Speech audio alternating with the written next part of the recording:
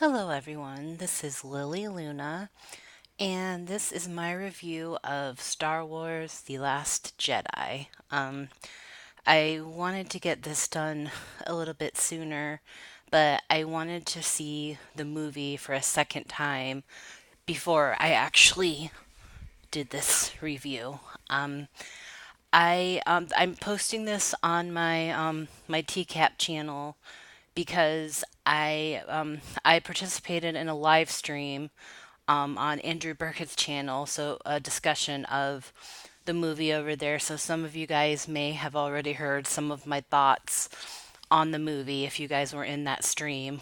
Um, so I just wanted to, if in case there was anybody who was interested in my thoughts on the movie, I wanted to post it here, and I'm also going to post it on my other channel, Lily Lunar Review Stuff.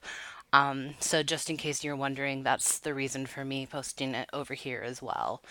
Um, so yeah, I'm pretty much just going to go over this just in order of the plot as as to kind of my thoughts. Obviously, this is going to be very spoiler heavy, so if you have not seen the movie, and I probably there's not going to be anybody by now who hasn't seen it who really cares about spoilers, but just in case, if you have not seen the movie, don't want to be spoiled, turn this review off right now, because from here on out, there will be spoilers. Okay, so yeah, I guess I'm just going to kind of get into it. The first time I saw this, I felt, um, I don't know, I guess I just really had mixed feelings about it. Um, I don't, I don't know if I can say I really felt more good or more bad about it. It was a lot to digest. It was a lot to take in. So I just kind of felt just right in the middle, not really good, not really bad. The second time I saw it, which was just the other night, I liked it more than the first time. Some of the things that happened, I was able to accept a little bit more, and yeah, the second time was definitely more enjoyable for me. So yeah, I'm just gonna get right into the beginning here. We've got the opening space battle with Kylo Ren, the First Order, and Leia, and the Resistance and everybody. I was asked about this. This is one thing we talked about in the live stream about this joke with Poe and with General Hux and with they're talking over the comm link, and Poe, it's a joke, and they some people said that was a little too silly, that felt a little bit like too much like a parody, and I kind of agreed with that, but watching it a second time, I think the humor throughout the whole movie is really, really good. I still think there might have been a little bit too much of it, maybe, but I don't really know where I could say I could cut it out, because the humor, it was just so, so, so good. Very Star Warsy, very felt like Star Wars. Like, this is the kind of thing um, and really the only thing I think I might cut out is that first joke that I was just talking about with, Poe being like, "Yeah, holding for General Hux. Yep, can he hear me?" Yeah, that whole exchange. I think I would have cut out the thing where he says something about his mom, like they literally make a "your mom" joke. I think that was pushing it a little bit too close to prequel territory, but other than that, I thought that exchange was actually pretty funny, and I enjoyed it. And it really felt like Star Wars. I mean, we've seen this sort of thing in the original trilogy, the stuff with Han, we're all fine here now, thank you. How are, all that goofy stuff. I mean, that was all in the original trilogy. So I really did like that. There's really, really good, the humor in the prequels was just very, very childish, very stupid, just, you know, really, really dumb. I mean, literal poop jokes and stuff like that. It was just, really crude, really aimed at the lowest common denominator. So I love that this new trilogy is getting back to formula for Star Wars, not just with the humor, but with other aspects of it as well. Um, by the way, in case you can't tell already, I'm pretty passionate about Star Wars. This review might run kind of long because I just have so much to say about it. So, just gonna warn you in advance there. So yeah, that scene happens, and then this leads to we've all seen the scene in the trailers. Kylo Ren has the opportunity to fire on the ship where Leia is aboard, and he doesn't do it. He can't bring himself to do it.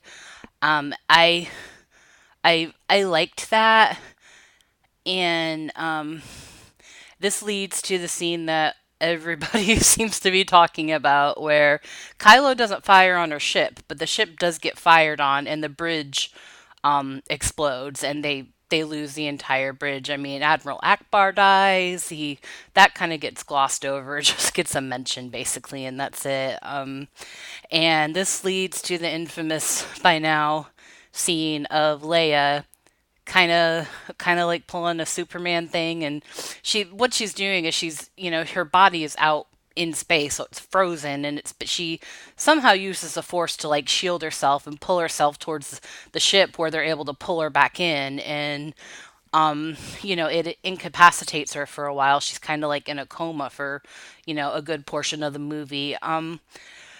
The first time I saw it, I thought that scene was a little bit too silly. I thought it was, again, like kind of pushing towards prequel territory again with that. But I don't know, watching it again this time, it's still a little silly, but it it was actually really emotional. It was emotional for me the first time as well, because the first time I saw the scene, I thought that was the end of Leia. Like I thought that was how they were gonna, write the character out, how they were gonna address the real life death of Carrie Fisher, and so I got emotional the first time too. But this time, I still, even knowing what happens this time around, I still got pretty emotional because it's just kind of this beautiful image of her like floating there in space, and they're playing Leia's theme, which is just such a beautiful theme, and it always makes me emotional whenever I hear it. And then she pulls herself back in, so it's kind of a cooler moment than I think the first time that I saw it. I know people are really kind of split over that scene, and some people just think it was too silly, but I do think it was a lot better the second time around. And that could I know I'm not the only one who gets emotional when any of the music from the original trilogy creeps in, because it's just the original trilogy just has such amazing music, and every time they bring it in, it's guaranteed to get a reaction out of me. So that might have been a big part of it, but yeah, it definitely was better the second time. But I'm gonna move on from that. So okay, so what happens after that? So Leia's incapacitated. So we have Laura Dern now takes over, who I haven't really heard. I've heard a little bit of feedback about her, but I really haven't heard a ton. I liked her. I thought I liked her character. Even when they were setting her up to kind of be the antagonist, I don't know, she just had this very calming, kind of peaceful presence to her, and I thought she looked amazing. I mean, the last thing I remember seeing Laura Dern in is Jurassic Park. I don't know like how much stuff she's done between. I mean, it's been a long time, so I'm sure she's done stuff, but and maybe I just haven't happened to see the stuff she's done. But I thought she looked amazing. I thought she looked stunning. I really liked her. I have heard criticism that she kind of sounded a little bit too much like somebody's mom, and yeah, I see it. I mean, I see the kind of like affect she had going on. It was kind of like she was like somebody's mom, but the whole thing that goes on with her is, Poe doesn't agree with sorry, I can't talk, with the decisions that she's making. He thinks that she's doing the wrong thing, so he ultimately ends up staging this mutiny against her and kind of, taking over and saying, "No, this is what we're going to do." And as it turns out, she she wasn't showing all her cards. She was had a plan that was ultimately going to work out to the benefit of the resistance. And this plan, Leia, was in on it. Leia knew about it, and so it turns out Poe was not right. And I like that that's definitely something different, not just for Star Wars, but that's a big movie trope in general, is to have, the idiots in charge are making the wrong decisions, and, the one loose cannon type guy who's like, "No, you got to listen to me. We got to do this or everything's going to be." And usually in stories like that, the loose cannon guy turns out to be correct, and it turns out, oh, we should have listened to him. So I like that they did something different here. Like, no, sometimes the people in charge do know what they're doing. They they do have a method to their madness. I liked that. I mean, that was something, definitely something different. So I liked that twist on it.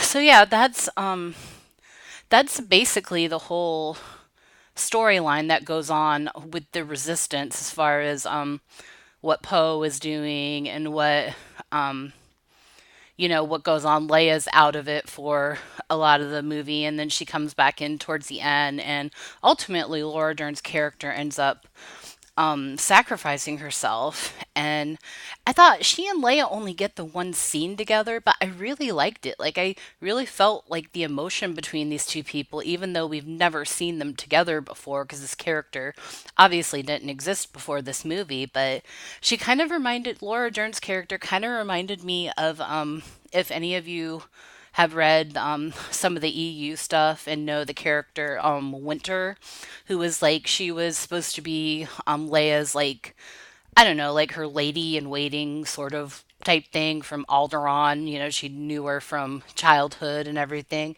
She kind of reminded me of that character for some reason, even though that's not what she was. She was like a vice admiral or something. But I don't know, just something about the presence that she had kind of reminded me of that character.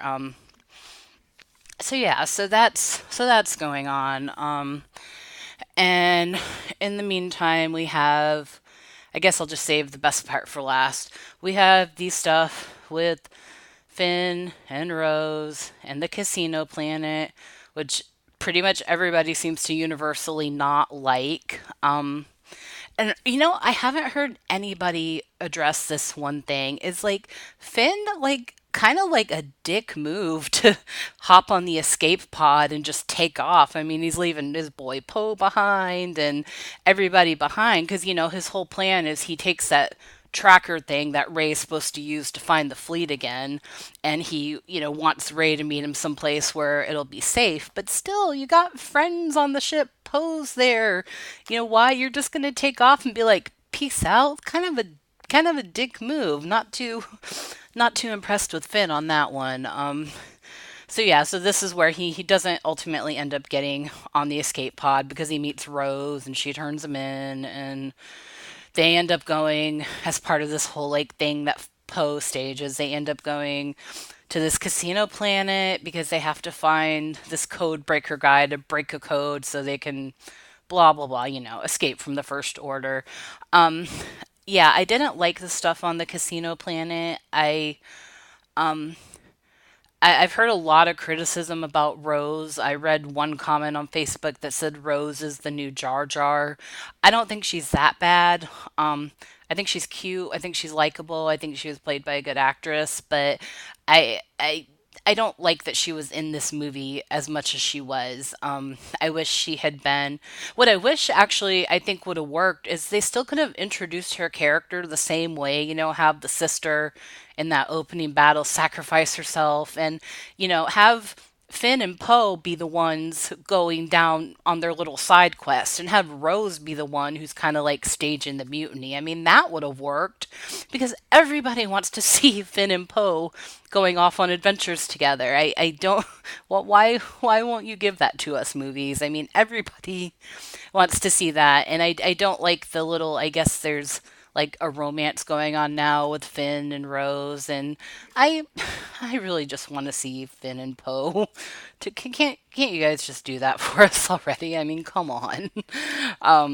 But they're probably not going to go there with that. I mean, people freaked out about the Beauty and the Beast live action because they made LeFou gay, and that was like maybe 20 seconds of screen time, and there you have like theaters in Alabama who are refusing to air the movie because of that. So I can only imagine the uproar that there would be if they actually made those two openly gay and in a relationship.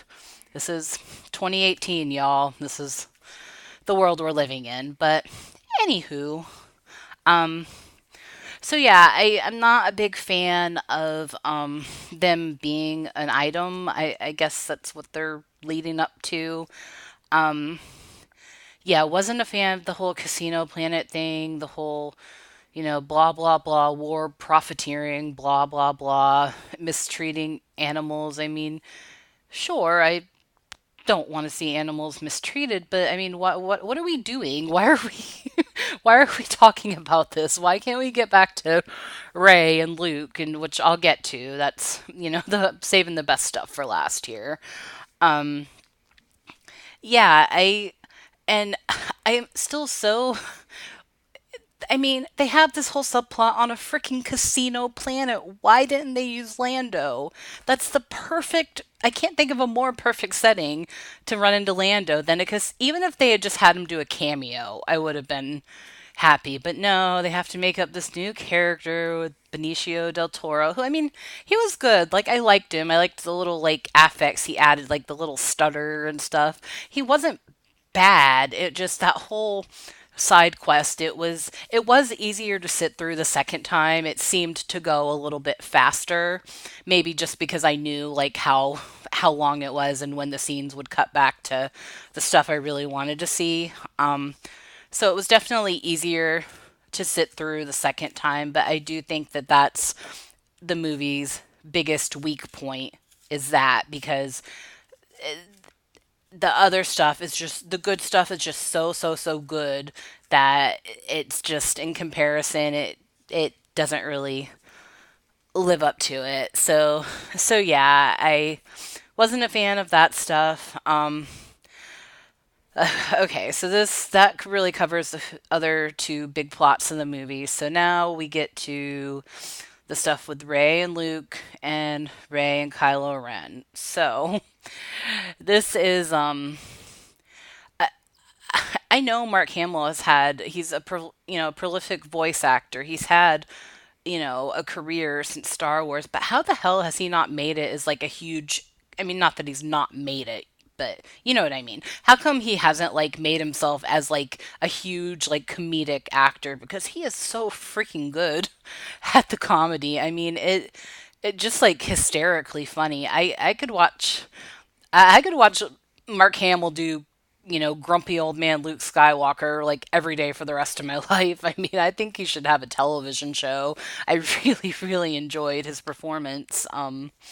Yeah, so Ray shows up, and you kind of think it just picks up, right where the last movie left off. And you kind of think it's going to be this really solemn moment, and it's not. He just, tosses the lightsaber and walks off, and he's kind of like doing like the Yoda thing, kind of. He's basic for different. He's got a different motivation than Yoda had, but he's actively trolling her because he's just trying to get her to go away. And I, he Luke learns about Han's death off screen, and I I guess that was the right choice. I kind of would have liked to have seen the reaction to that on screen, but I can see why they did it that way. And yeah, when when the Luke see when Chewie walks in and he's like, Chewie, what the hell are you doing here? And when Luke gets on when he boards the Falcon and he walks into the cockpit, light and it all lights up, and then he's just sitting in the like little lobby area or whatever you call that area. That that was so emotional for me. I think that that shot of him walking into the cockpit was in one of the TV spots. I think it was called the Awake trailer. It was a TV spot, and that shot was got the strongest emotional reaction out of me than I think any of the other shots in the trailers. And I mean, a lot of them, sparked a lot of emotion in me, but I think that one was the strongest reaction I had. I basically just burst into tears because I had never even thought about that. The fact that, like I knew like Chewie was there and he was probably going to be reunited with Chewie, obviously, but I didn't even think about the fact that he would be, with the Falcon again and, beyond. I didn't even make that connection. So that was very emotional for me. Oh, and I think this happens before he gets on the Falcon. You see his X-wing underwater, which I the point of showing that was that he obviously never plans to leave that planet again. But when I first saw it, I thought that was going to lead up to kind of like a scene to mirror the scene from Empire where, he tries to lift it out of the water and he can't do it. That's where I thought that was going. But no, it's just basically telling you like he's never planning to leave ever. So yeah, he boards the Falcon. That's he and R2 have a moment together because R2's on the Falcon as well, and R2 plays a little hologram from A New Hope, and yeah, that's such an emotional scene. Such he's like, oh, that was a cheap shot. Yeah, like don't do this to me movie. I knew this was going to be a very emotional ride for me because I love Star Wars so much and I just get so it just inspires so many high emotions in me that I knew I was going to be a mess throughout the movie and I that's exactly what happened. It was a little bit less intense the second time, but I was still pretty yeah. So that happens. We get Ray who just keeps, you know, trying to talk him into it and she is starting to oh, one thing I forgot to mention is towards the beginning, Kylo Ren meets up with Snoke, and Snoke tells him to take the helmet off. He's just basically a child in a mask, and he's basically like telling him he's not good enough yet. And I really like that. I like that he's kind of like incompetent yet because we haven't really seen that before. When we first come across Vader, he's already, very much, you know, very powerful, very not really still. Kylo Ren is still kind of learning the ropes. So that's for us to see that on the dark side of things. That's something new. That's something we really haven't seen before. I don't.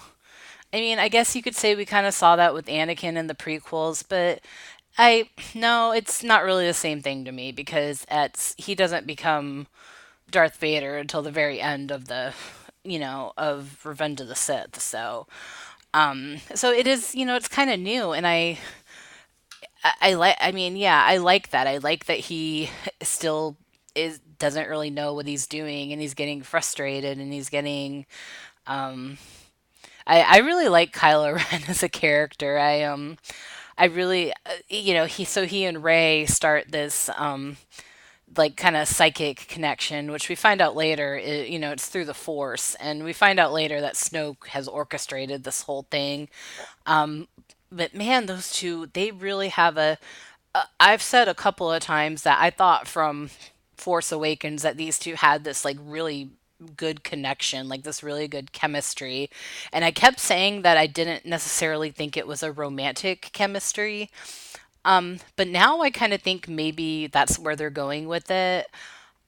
And I, I think the reason that I said not romantic at first is because we weren't sure yet who Ray was, who her parents were, and I didn't want to like start, quote shipping them if it ended up that they were, because I'm sure when the first movie came out, A New Hope came out, I'm sure there were people who were like shipping Luke and Leia, and then you find out a couple movies later that they're brother and sister, and it's like, oh, gross. So I think maybe I just didn't want that to happen. But now that we know that they're not, I wonder if that's where they're going, because there's definitely like this energy between them, this heat, but there's something, something between them, and I don't necessarily know where it's going to go. But I really, that was some of my favorite stuff of the movie, was the two of them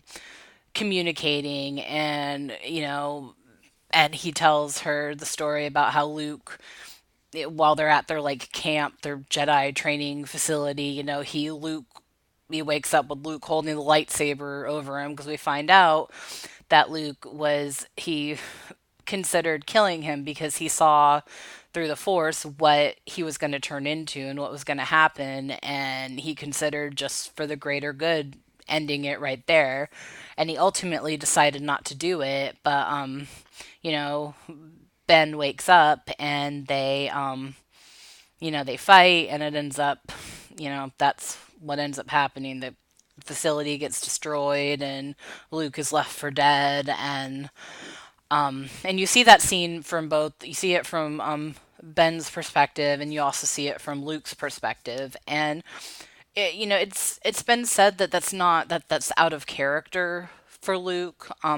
The fact that he considered killing um, killing his nephew, but I I don't think that it is. I think that it it goes along with like the history that we've seen of this family, that so far three generations, and Luke's the only one that hasn't gone dark. And I think it makes sense that he would have this darkness in him, that he would have this little part of him that he's got to push back against sometimes, and not go through with it, because ultimately, fear is a path to the dark side. So there you go. So he's got to take that fear and do something else with it, try to, not go down that path. So I do think that was organic to Luke's character. I would say that I can believe that would happen. Because nobody is, real people are not 100% black or white. Everybody's got a little bit of, a little bit of darkness in them, a little bit of something in them that sometimes they have to push back and, say quiet you, basically. So I I thought that was believable. Um, I you find out later on that this whole connection, going back to Ray and Kylo Ren, this whole connection was orchestrated by Snoke, and Ray ultimately parts ways with Luke. You get a tiny bit of training stuff with her, but really not a whole lot. He just kind of explains what the Force is about, and tells her about what happened with Ben and what happened and everything. So it's not like Empire. It's not like where you get this whole training montage. You have this really good scene where she falls into this hole and is in like this dark cavern, and there's all these reflections of herself and stuff. That was a really good scene. And she ultimately parts ways with Luke, because Luke is refusing to come back and to help. So, and she thinks, from her connections with Kylo Ren, she thinks that she can save him, that she can turn him. She's basically doing a reflection of what Luke did in Return of the Jedi. So she shows up. He takes her to see Snoke, very reminiscent of, again, Return of the Jedi. And we find out Snoke orchestrated this, and Snoke ultimately orders Kylo Ren to kill her, and he kills Snoke instead. I saw it coming right before it happened. As soon as the lightsaber started to move, I'm like, oh shit, he's gonna kill him. And I actually thought for like half a second that he had actually turned and that he was gonna be back on the right side. But when they stopped fighting the royal guards and stuff, I was like, oh no, he hasn't. He just didn't want to kill Ray.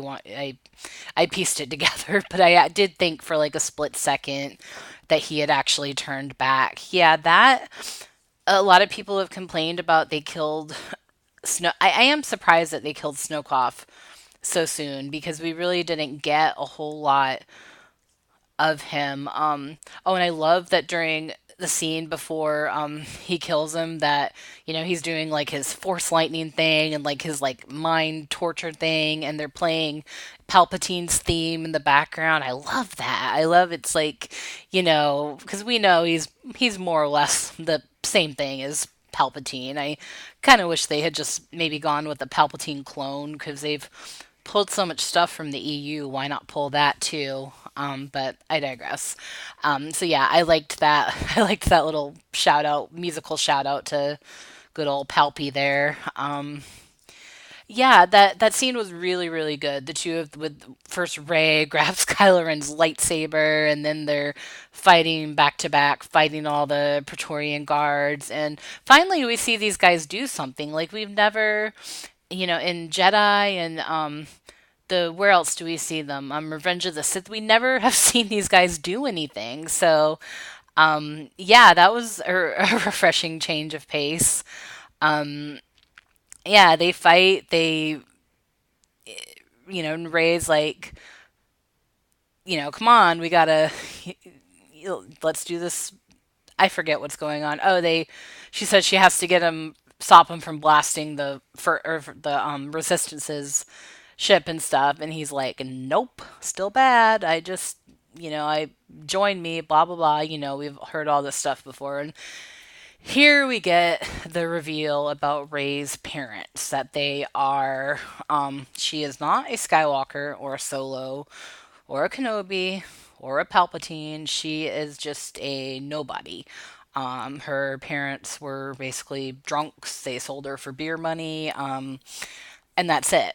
And that, it did feel like kind of a letdown at first. It was like, oh, really?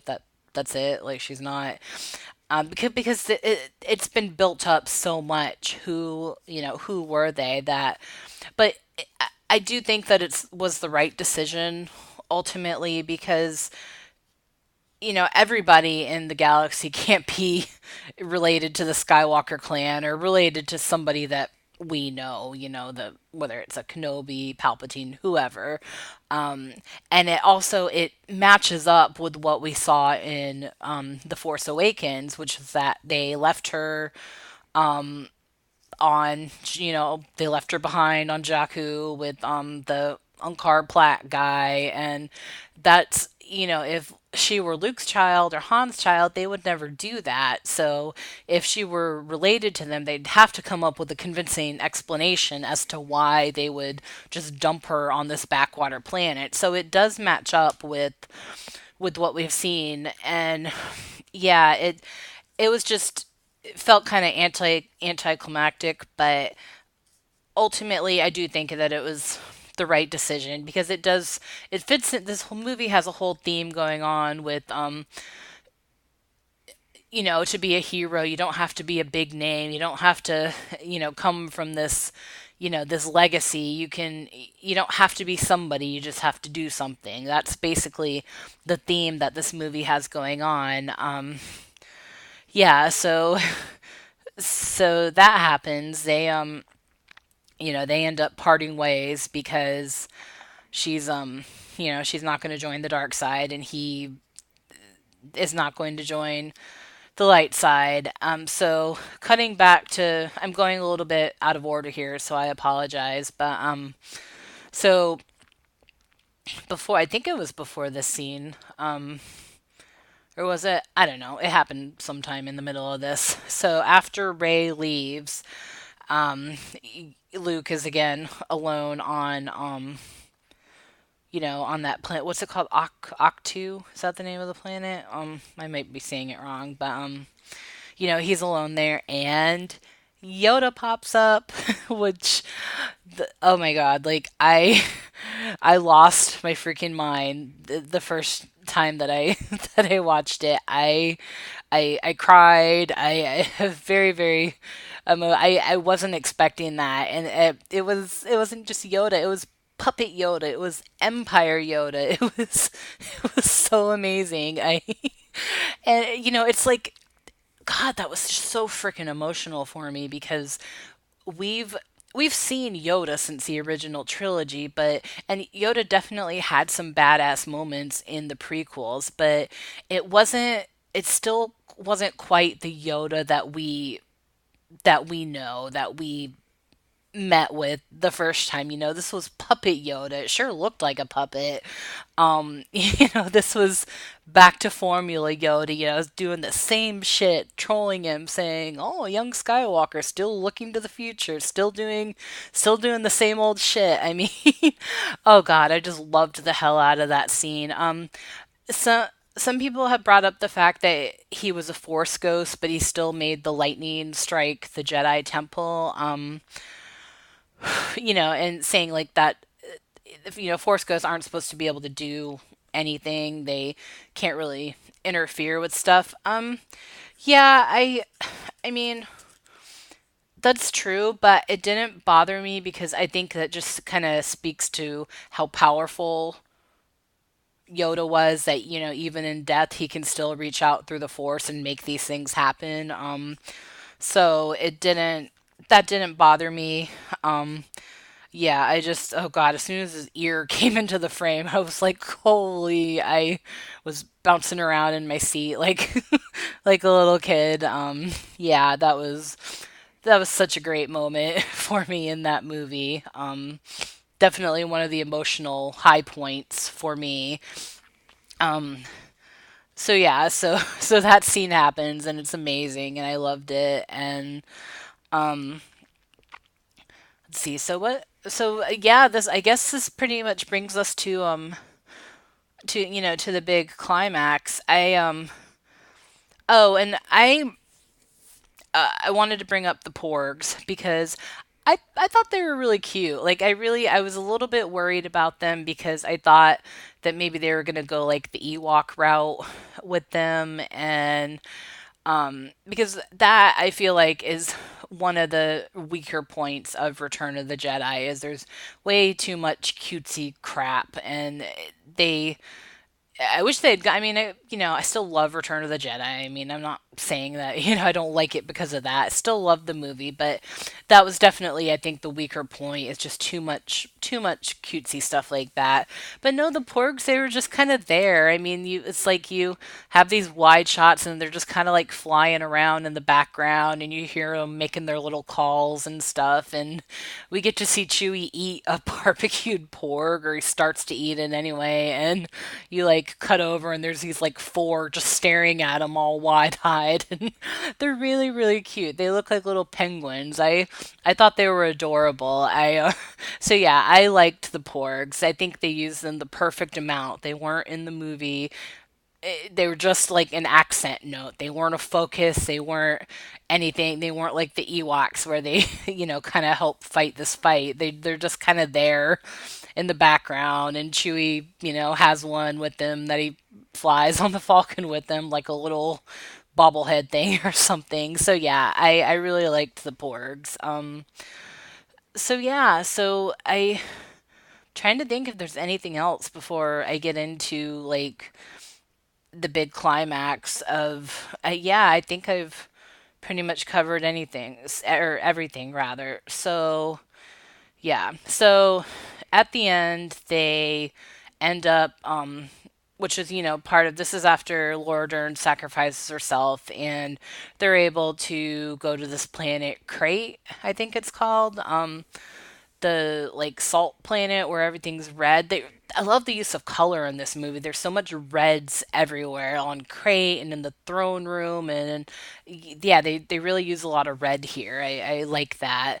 Um, but yeah, so they go on this planet where there's this old abandoned rebel base there, and they kind of go there to hunker down because the resistance has really been wiped out to almost nothing at this point. They're very, things aren't looking so good for them. So they just kind of go there to hole up and hunker down and fight to the very end. And so this leads to the the time that I that I broke down crying in a movie theater. I don't think I've ever cried this hard, like out in public in my entire life. Is when they're all there. Ray ends up coming back, and she flies the Falcon back, and that does that happen before or after Luke comes in? I can't remember, but she she shows up with the Falcon. It's during the like big scene with all the X-wings and stuff, and she flies the Falcon back, and that was when she flies it into like those like caverns that are all red and stuff under the ground, and they're playing the great, the TIE fighter attack theme from that we've heard in New Hope and Jedi and that stuff. I was just having a ball. I mean, I yeah, that was just like I just felt like a kid again. I'm just bouncing around in my seat, just having such a good time. And then yeah, so Luke comes back. He walks in, his hair's cut. He looks kind of like the Luke we remember, just older, and he walks in and he sees Leia and he sits down next to her, and oh God, this was so so so emotional for me. I mean, I was like openly weeping. I was so happy. The first, on my first viewing of it, I actually didn't catch that he gave her the freaking dice from the Falcon, and they play like the music cuts into Han's theme there for a minute. I totally didn't even catch that the first time. So that when I caught it this time, I was like, oh God, it's starting again. Don't do this to me, movie. Yeah, and I got teary eyed yet again. Yeah, that was. It's like it's the same thing with when Yoda makes his appearance, and Yoda's theme from Empire starts playing. As soon as that happens, I don't have a chance in hell of staying dry. It just that John Williams, man, he he'll always do it to you. At least he'll always do it to me every time. So yeah, he comes in, he and Leia reunite and talk a little bit, and he walks by 3PO and throws him this wink, and yeah, it's so so so good. It's like, it's I think the reason the stuff is so emotional, I mean, people rewind to The Force Awakens when the trailers were starting to come out for that, and when they started showing Han and Chewie in the trailers, and people were just like losing their minds. I mean, I was one of them. I cried. It was just so great. And I think a big part of that is that I don't think any Star Wars fan ever thought that this would happen, that we would get another story of Luke Skywalker, of Han Solo, of Princess Leia with the actual actors that played them to begin with. I don't think that anybody ever thought that that would happen until Disney buys out Lucasfilm, and then it did happen. So I think that's a big part of it too, is that we just I couldn't have guessed in a million years that this would ever happen. So I think that's a big part of why it's so emotional. So yeah, that happens, and then ultimately, oh yeah, and somewhere in there, there's a little fight between Finn and Captain Phasma. Um, I like her. I think she's cool. I don't. I mean, I didn't. I guess they killed her off. I mean, I suppose they could still bring her back. But I mean, I wasn't super bothered by that. They apparently killed her off. I know a lot of people really like that character. She's got a fan base, but I just don't think she had enough screen time in the first movie for me to make a big connection to her. So yeah, it didn't bother me that much that they killed her off. But like I said, who knows? She could come back. So we'll see. That scene was pretty cool with Finn fighting Phasma with I thought in the trailers that he was fighting her with a lightsaber, but no, he's using one of those like stun sticks or whatever the stormtroopers have going on. So yeah, so that was a pretty cool scene. And then so jumping back to the climax, so Luke ultimately walks out to face the First Order and Kylo Ren, and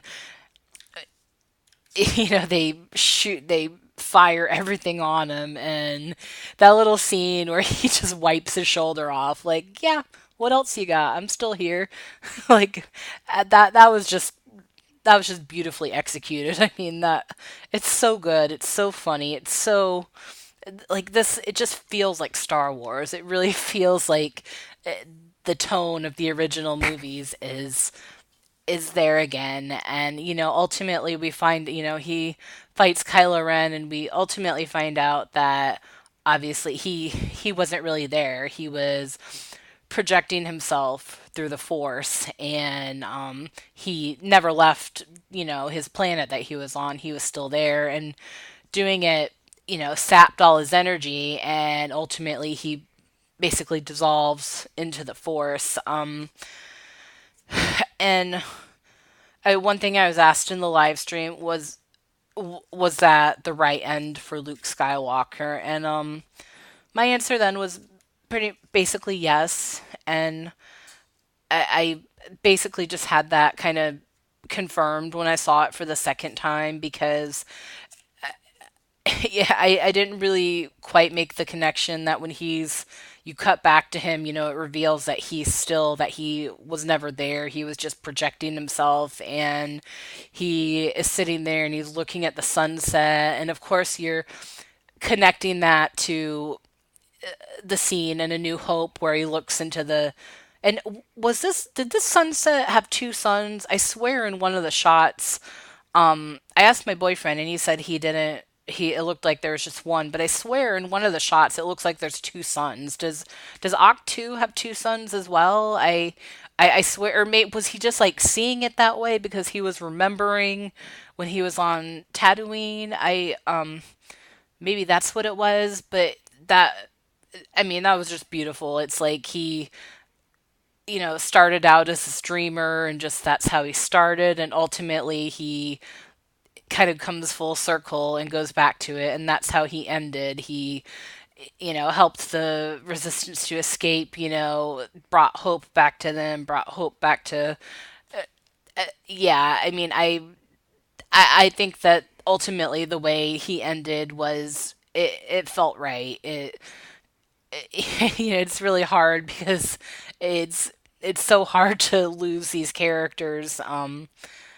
It's hard to lose Han. It's hard to lose Luke. I'm actually getting a little emotional just talking about it. God, it's so ridiculous. I get so emotional about Star Wars, but yeah, I pointed out I think in the live stream I was in that Yoda went basically the same way. He died alone except for with Luke on this remote planet in the middle of a swamp. So it has that symmetry. It does kind of work. And yeah, so that was hard, but it was really really good. I am surprised that they left Leia alive. Obviously, it seems like the plan was for them to for Leia to be a player in all three movies, for her to still be there, still be running the resistance, which feels right. I mean, Leia's that type of character. She would do this her entire life. That it feels completely true to her character. But I don't know. I I kind of wish that they had found a way to end her story here, because I can't think of what they can do in the next movie to, basically write her out and to do her character justice, because the only options that I can see is they either have to say that she died between films, or that she died off screen during the film, or that she's off on some remote planet XYZ, um, doing important work for the resistance or something, and you just never see her. I I mean, I hope they don't go those routes because I would like to see them do Leia justice by giving her an appropriate end, but I just don't see what else they can do other than those two options. I mean, hopefully they'll surprise us, but I will be pretty disappointed if they go the routes of just saying, "Oh, well, she died between movies or she died off screen." Um, and oh, and I loved that shot where, they're like, it was, I think, the second to last shot where they're like, what are we going to do now? How are we going to? And Leia's like, nope, we got all we need. And it just kind of, gives the shot of everybody, Ray and Poe and Finn and the droids. And so it's like some old faces, some new faces. And that was a great shot. I really liked that. I liked, I liked seeing Ray meet Poe. Like, I didn't really realize before, like, oh yeah, those two have never actually met each other. So I like that they included that, and yeah, that's the whole movie. How long am I running here? Oh, holy crap! I'm at 50 minutes. Yeah, I'm sorry. I warned you guys this might run a little bit long. Um, I guess the only other like big thing that I wanted to talk about, and I feel like this is kind of the weak point of this new trilogy of movies, is the space battles don't ever really draw me in. They did in this one a little bit more this time. It did feel a little bit more urgent than it did the first time. Maybe this was more of a thing with Force Awakens because that in Force Awakens that whole thing with the space battle where they have to blow up Starkiller Base and it's basically a retread of Battle of Yavin. I didn't really care about that at all. I wasn't that invested in it. I mean the space stuff in the original trilogy is just so good. I mean, even today after having seen it, hundreds of times by now, if I come across the Battle of Yavin or the Battle of Endor, I mean, my eyes are glued to the screen. It's just still it's so much fun and it's so engaging and it feels really big and really important and really epic. And I don't think that I really don't feel that much emotion going on when the space battles are happening. I mean, not that they're bad, like from not that like the action is bad or anything. I'm just not feeling like the emotion that I would normally feel during these scenes in the original trilogy. And I don't know, maybe it's just like the nostalgia is a factor. I can't really put my finger on it, but um, so far, and this was the same with the prequels. I mean, the space battles in the prequels, I mean, none of them felt important because you already know, the constant putting, Anakin and Obi-Wan and stuff in danger. It was pretty annoying because you know that they're going to get out of it. So it's like, why are we even doing this? Who cares? We know that they lived through it. But I digress again. That's prequel territory. I don't want to go too far into that. But yeah, that's, I think, the probably the biggest flaw that I see in these new films. I have so far with Force Awakens and now with this one found them to be really enjoyable. Um, yeah, that's just a big drawback for me is the space battles. They don't feel that important. Even in Empire didn't have like a big space battle at its climax, but it still has stuff occurred. The whole, they're running from the Empire half the movie, so you still have those scenes occurring in space, and they all feel really, really important and really, it, you're just. You're just so into it, and I don't really feel that with these new ones. But that could just be me. I don't know. But that's one thing that I think is kind of flawed about it. Yeah, ultimately, I definitely enjoyed it. It was very emotional. It was very, it, it took, like I said, a couple of viewings to really digest everything and to kind of work out how I felt about it. ultimately it's good. It's good. There's stuff in it that is not so good. But it did go by a lot faster the second time I saw it. So I feel like it was a little bit easier to sit through that whole Casino Planet subplot because I knew soon enough we would be back to the stuff that was just really, really good and really, really engaging. Yeah, I guess that's basically it. I'm trying to think if there's anything else that I forgot to mention. But no, I guess I'll wrap this up because I am running at what, almost an hour now. Yeah. So, this was my review of The Last Jedi. I hope you guys enjoyed it.